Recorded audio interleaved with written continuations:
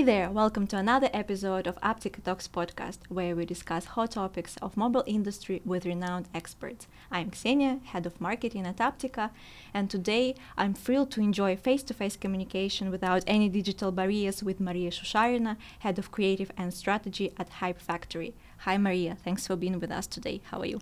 Hi Ksenia, hi everyone. Thank you for having me on a new episode of your podcast, and I hope the things I'm going to share today will be really useful for your audience. Yeah, we've decided to talk with you about trends, current challenges, and brand impact of influencer marketing. But before we dive deep into the world of influencer marketing, we would like to learn more about you, your career, your current projects. My path in influencer marketing started a long ago, back to 2015, when I was working as a marketer in a social app startup. And I could say we were among the first pioneers in the industry who tried this marketing channel that time. Then, more than 4 years ago, I joined HypeFactory, an influencer marketing agency, and focused on influencer marketing solely.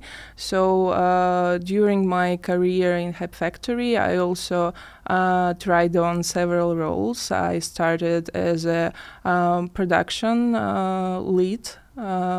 So I was at first responsible for managing all our campaigns and was in the middle of communication between our clients and influencers. So I was making sure that all the campaigns deliver well, and of course analyzed the results and advised on the optimal strategies. Next I joined the creative department, and as a head of creative, now I'm in charge of developing creative proposals, communication strategies, creative mechanics for our current clients, and of course we also do special projects from, TikTok hashtag challenges to special landing pages for our clients with interactive mechanics, filters for Instagram, TikTok, music video production, so on and so forth. So yeah, you've tried the influencer marketing from different angles and from different perspectives throughout your extensive experience.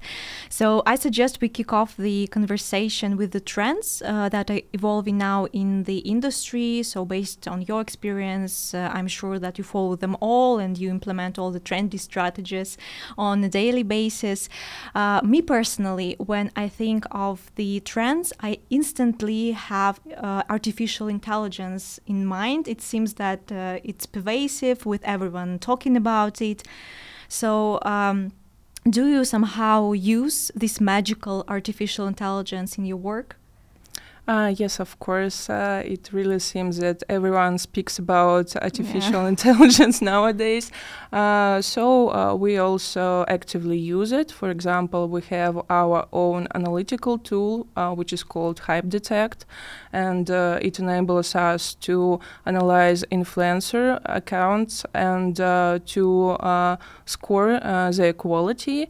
Using HypeDetect, we're able to avoid influencer accounts with a high percentage of unauthentic audience, mass following. Frauds. Yes, and we also always can check engagement rate of a particular account to see how the audience of this influencer reacts to his or her content in amount of shares, likes, and comments. Mm-hmm. So just following this topic of artificial intelligence, so this HypeDetect, it's for internal analytics. And recently on Marketing Influencer Hub or something like that, there is this resource. I saw the benchmark report about the trends, and it states that more than 60% of the respondents use virtual influencers. and actually more than half of the respondents in the United States, they follow virtual influencers. So it's somehow also part of artificial intelligence. Do you implement that in your creative strategies? Yes, sure. We also run plenty of campaigns, including virtual influencers, and I can say that their performance is not worse than the real one. Yes, than from the real ones. So it can be a cool tool to try for all advertisers who haven't tried yet. And also the great thing about virtual influencers that integration mechanics to their content is 100% manageable. So there is no human factor, and it's easier to approve integration scripts and to forecast how the actual content will look like when they are live. So as we've just touched upon these virtual versus real influencers, I wonder how you manage the work with real influencers. So it's quite hard, I guess, to make them follow your guidelines because they're also creative. So you need somehow to blend the creativity and the guidelines. And there are various contradictory opinions on how to manage it in a better way, whether just to follow strictly the script or just give this freedom. So what strategy do you adhere at HypeFactory? Well, that's definitely true that influencers sometimes are quite unpredictable, and it really differs how they behave on social media and how they actually make business. So as for managing creativity in their content, our expertise shows that it's better to have an open brief. So we always have brand guidelines mentioned in our technical tasks for influencers. And as for creative part, we usually have a general idea, so-called big idea for communications, just to make sure that this integration will be aligned with the main communication strategy. And we usually add some examples of how these ideas, these creative mechanics can be implemented. But we do not recommend to make content strictly using these scripts. We often try to encourage influencers to empower their own creativity and to use it just as an example. And we believe this scheme works much better than strict guidelines and very hard approval process in this case. Yeah, there should be this kind of blend of creativity and just strict guidelines. So you need to find your, I guess, formula, the best formula for working with your influencers. So we've just changed the topic a bit, so I would like to get back to the trends. I read also your report on the trends published on your website, and there I was quite surprised to find out that live streams are quite popular among non-gaming applications and non-gaming clients, because for me, just in my universe, live streams equal to gaming. So how come that live streaming is gaining its momentum for non-gaming applications? We as an agency definitely see the trend for increased demand, let's say, for integrations into gaming stream from non-gaming products, especially during the last 2 years. And the main challenge for them here is how to adjust their brand message to the content of a streamer, because if advertisers never had experience with this influencer category before. They have no idea how to deal with it. So that's where our creative department actively help our clients, advising on how to better position their products in live streaming.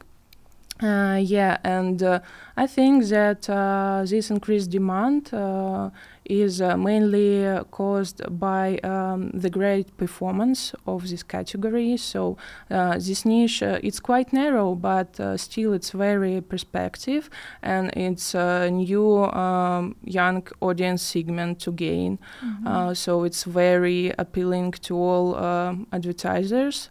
Also, there are some product verticals, maybe even not digital, but somehow connected with the interest of gamers, like, of course, energy drinks, it may be some food products, it may be some tech products, it may be even t-shirt brand, I don't know. The potential of this category is almost unlimited, and we highly recommend to all our clients to consider it. To try Twitch? Yes, to try Twitch.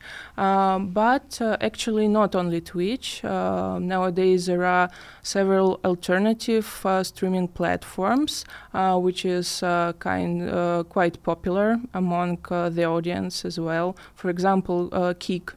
Which is a great feed for all gambling and betting products, because it's easier to advertise on this platform, because Twitch has stricter guidelines and moderation policy.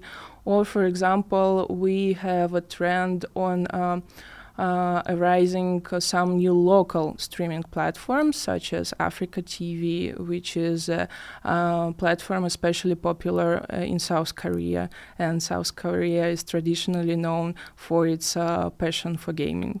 So it's Africa TV. And it's popular in South Korea? Yes. So mind-blowing, because so you don't expect to have African something to be popular in Korea. And this Kick one, it's international. Yes. So it's not... Its audience mainly located in Tier 1 countries and Europe, but not only, because it's still evolving, still developing, and gaining new audiences. And this success is backed up with some data. Is the conversion rate higher on the streaming platforms? For example, if we compare with YouTube campaigns, or there are no great differences?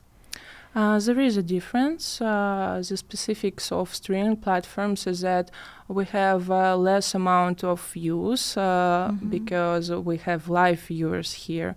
So when we are speaking about YouTube, it can be millions views under every integration. And for Twitch, it's only about several thousand. But this live audience is very engaged in what the streamer does online. So the conversion rate is much higher. I'd say it's about 30% install rate from live views to installs in general. Comparing to YouTube, it will be about just 0.3%, which can seem insignificant, yes. But everything is comparable by the highest amount of views or highest retention and engagement rate. 1/3 is not that bad for streaming platforms. So as you're head of creative, what trends in creative field can you name? Okay, except for artificial intelligence, we also observe the trend for more, let's say, humanistic, natural, and authentic content. And it's actual not only for influencer marketing, but for social media in general. We see that the audiences are a bit exhausted with ideal glamorous it's picture, luxury posh life. yeah, and moreover with exaggerated emotional YouTube shows. For example, lately, Mr. Beast, top YouTube influencer in the United States, announced that he'll be shifting from fast-paced and energetic content to slow storytelling. And during the last year, he conducted a lot of experiments with his content on a YouTube channel, and he found out the huge engagement for videos where he focused on storytelling more than on his typical fast-paced content with challenges. So he did a lot of cases when he helped poor people around the world, like he cured blindness in several countries and did a lot of social projects. That's what is trending on YouTube now. Just making contribution to the society. Yeah, and I think he has plenty of followers, not only subscribers, but I mean followers in influencers. I think since he is a big trendsetter, they will also follow his path. So I guess UGC trend also comes along here with this authenticity trend. It's quite popular. So do you use UGC content for your campaigns? Yes, of course, and at the same time, a lot of advertisers dream of making their campaigns viral. So UGC is a tool which helps us with it. So you can always enhance your influencer campaign by adding some giveaway or competition with user-generated content to award winners with some prizes, incentivize them. So you can get not only paid traffic from your influencer integrations, but also organic traffic made by their followers. Yeah, this fierce battle between paid traffic versus organic traffic, yes. It's a pain point, I guess, for many user acquisition managers in our industry.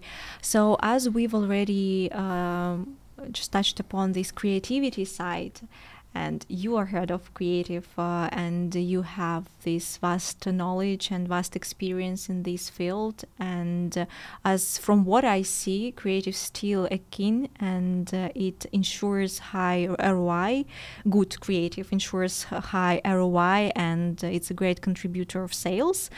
So what tips, recommendations, insights could you provide here? So what to do to have the successful campaign from the creative point of view? So what is this ideal creative?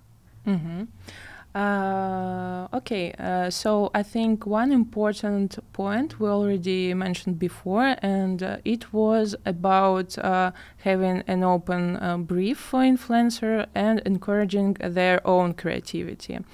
The second thing is about knowing your audience. So to do a great creative campaign, you need to research a lot about your audience interests and find a strong insights to build your communication on. For example, it can be something unusual. Let's say a working mom waiting for her child from kindergarten, and she wants to entertain herself with something while waiting, and that's where we can offer her our brand new mobile game. And these insights should be formed into marketing message that we include in influencer brief. That's how it works. Also, I can mention that, of course, good creatives always match with your brand guidelines. we often have not a separate influencer campaign, but rather influencer campaign integrated to the complex marketing mix, by which I mean that we have general communication with a big idea communicated everywhere in targeted ads, maybe even in TV commercial, in app. And then we think how to make our communication on influencer channels relevant to this main communication platform. Yeah, so you always need to check if you align with the main communication guidelines. But how do you search for these interests? I mean, do you get this information from your clients, that your clients, they already know what their audience needs, or you have your own research of some kind? Actually both ways may work. Sometimes clients do a lot of researching on their side, and they have these points when they come to influencer marketing agency.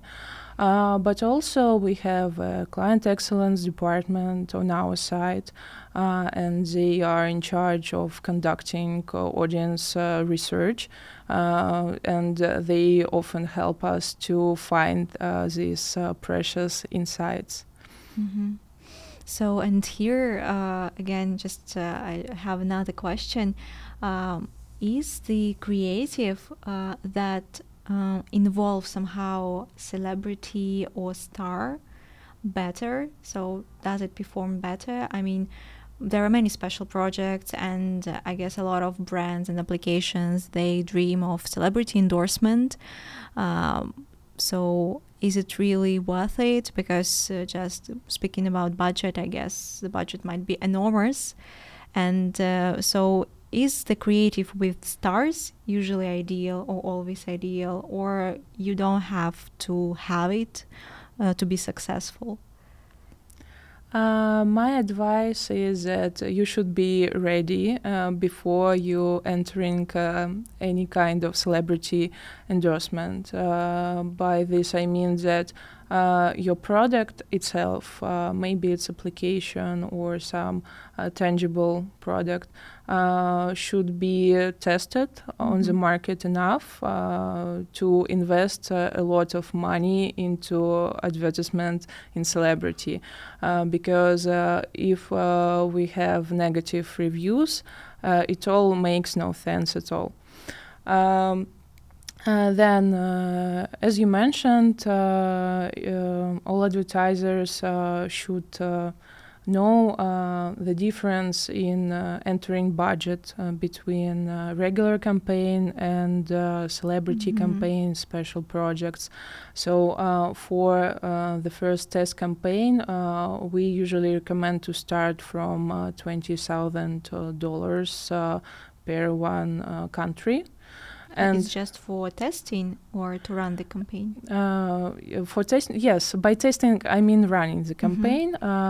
This budget allows us to test several hypotheses and to define which categories works better for your product, which messages convert better on influencer accounts, so on and so forth.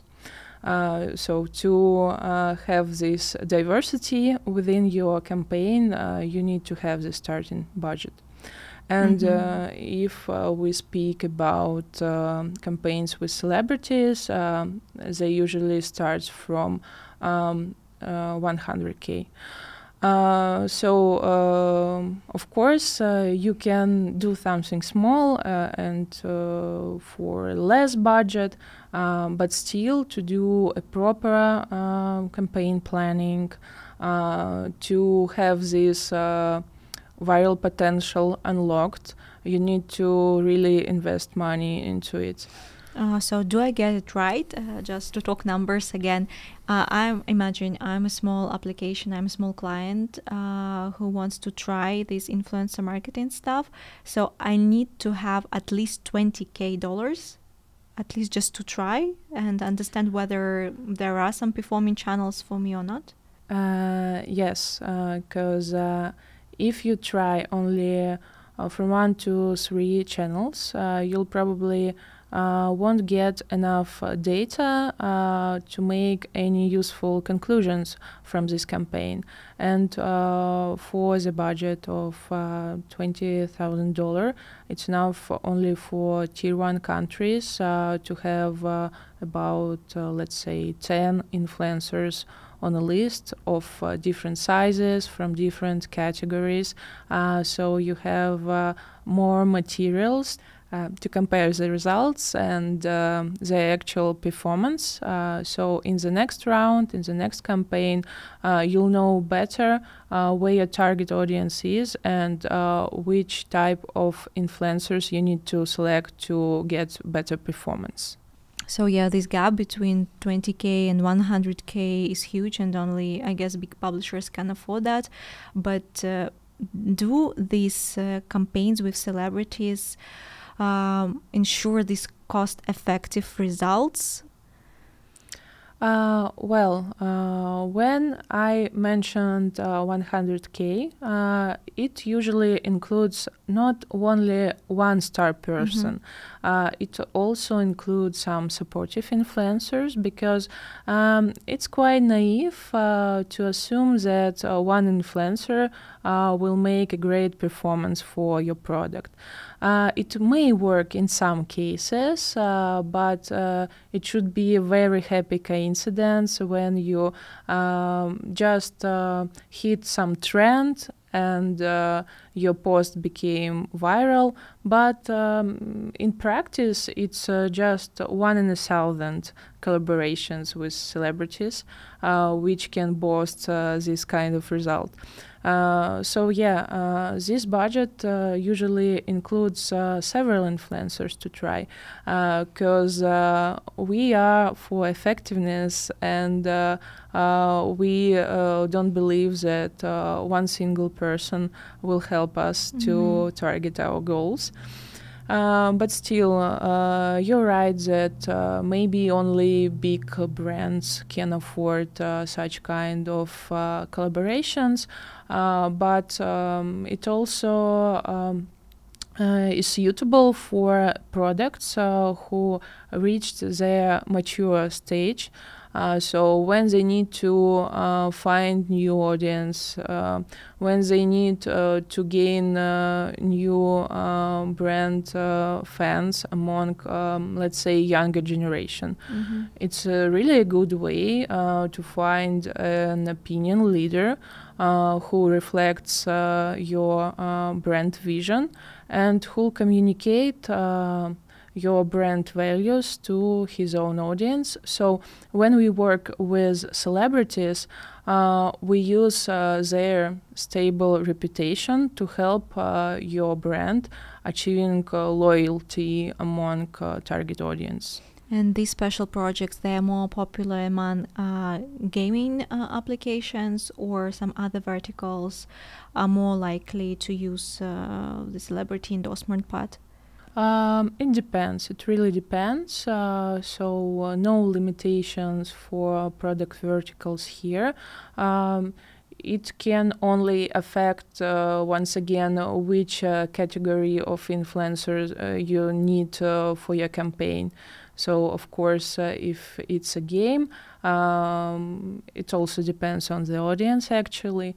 Let's say it's a mobile game for a male audience older than 25 years old. So obviously we need popular persona who also has these interests and can represent this audience himself.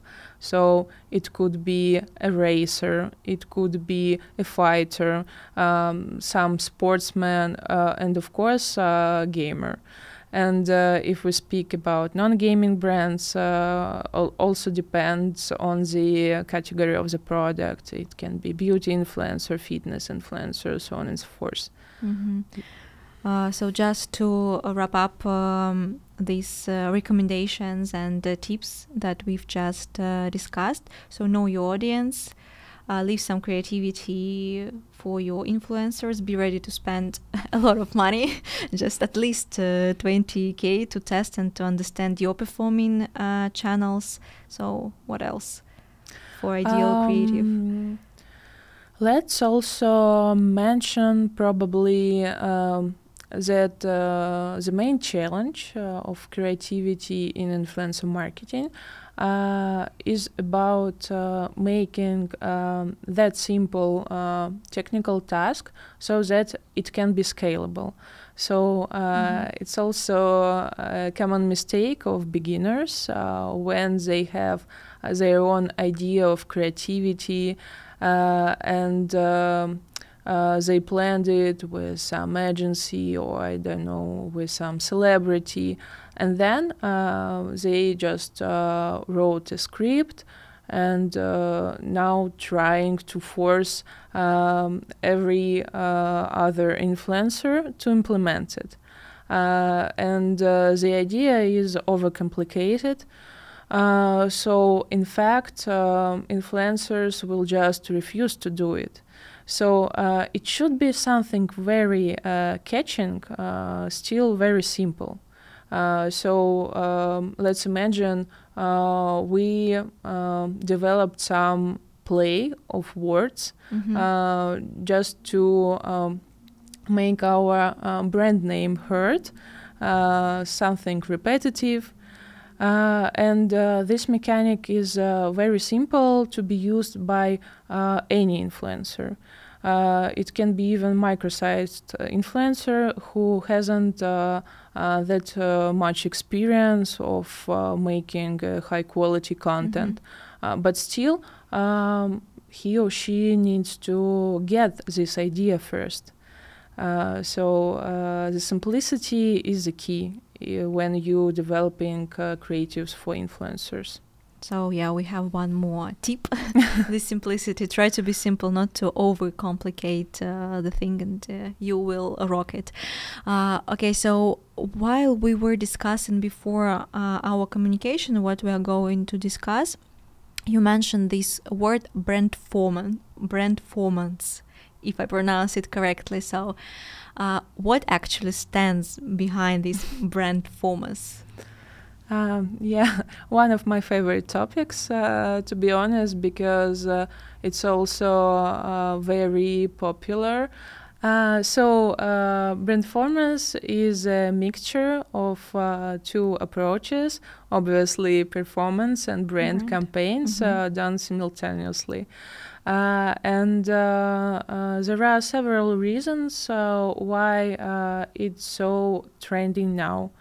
The first one is that we entered the phase of economical recession, and it's really visible almost in all countries all over the world, even in Tier 1. This means to us that people nowadays try to save more and spend less, especially on entertainment products. So our goal here is to prove them that your product is one of the favorites and it's still worth investing money in it. Yeah, and the second reason is probably heavy competition on the market. If we think of some application, of course, we know that app stores are full of various kind of applications, and it's really difficult to be highlighted even on app stores now. Moreover, there is competition even for some particular influencers. And even from very similar products, the same verticals. So how can we help brands here? We need to develop an outstanding, extraordinary creative approach to stand out from this competition, to be heard, to be noticeable. because the way you communicate your brand features, your brand values, is also speaks a lot about you and how you will be perceived by the audience. So yeah, we tend to use Brandformance approach more and more with every month, because I think that advertisers finally realize the importance of long-term performance over immediate sales. So unfortunately, performance campaigns are not as effective as it was some time ago. The rules of the industry change, and it's quite a normal situation. We just need to think how to adjust to the current realities. So you are more interested in long-term perspective results rather than just to have everything now. So, and for that, I guess you need to work closely with your influencers also on the long run. And so how to ensure this cooperation with the influencers, how to build up this rapport, this trustworthy rapport with influencers, because again, I remember that in this benchmark report, it states that on average, one client works with more than 10 influencers. So you need somehow to sustain this friendship. So what should you do to have these friendly relations with the influencers of different kinds, so they could work positively for your brand? Long-term partnership with influencer is really a good solution. Especially if you want to have some solid discounts, because it's always more profitable. Yeah, money matters. Yeah. More profitable to have a discount for a huge pack of integrations rather than to pay more for a single one. But advertisers need to be really careful with it. Usually we don't do long-term contracts right away from the start, because first you need to be sure that this particular influencer is relevant for your campaign, for your brand. And as I also mentioned before, how they behave on social media, even if it seems that their content fits your brand, the way they behave in business may not fit you. Yeah, because if you are quite picky with completing your brand guidelines, there are some influencers who are very stubborn. Yeah, so first of all, you need just to try your first collaboration with the desired influencers to see how things are going, and then evaluate the performance of this integration to come up with a decision whether you want him or her for a long-term partnership or not. So what's the minimum time, the minimum period of the contract? It's 1 month or one campaign? It's also depends on desired frequency. With different formats on social media, we recommend different frequency of posting branded content. For example, if it's something very light, like lifestyle content and stories, it can be a post once a week.